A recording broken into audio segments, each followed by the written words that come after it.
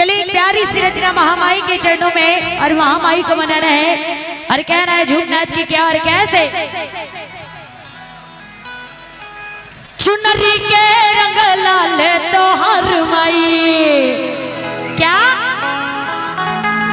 कि चुनरी के रंग लाल तो हर माई पीला शेरवा सवारी तो हर माई चुनरी के रंग लाल। आप लोग को बोलना है त्योहार माई क्या चुनरी के रंग लाल चुनरी के रंग लाल पीला शेरवा सवारी पीला शेरवा सवारी। आप लोग माँ की बेटी हैं तो हाथ उठाइए जरा दोनों हाथ और इधर माँ के बेटे जरा दोनों हाथ एकदम पूरे पूरे उठा के और झूम के महामाई को मनाएंगे कैसे।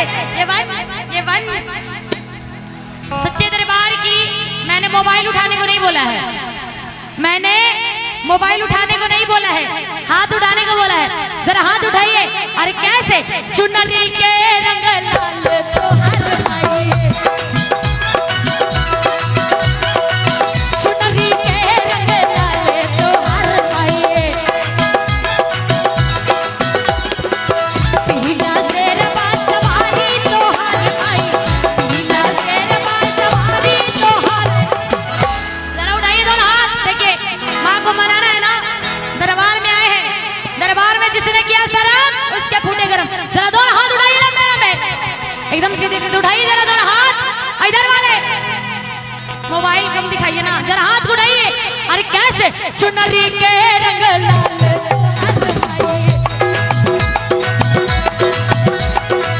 चुनरी के रंग लाल तो हर माई पीला शेरवा सवारी तो हर माई पीला शेरवा सवारी तो हर माई चुनरी के रंग लाल तो हर माई चुनरी के रंग लाल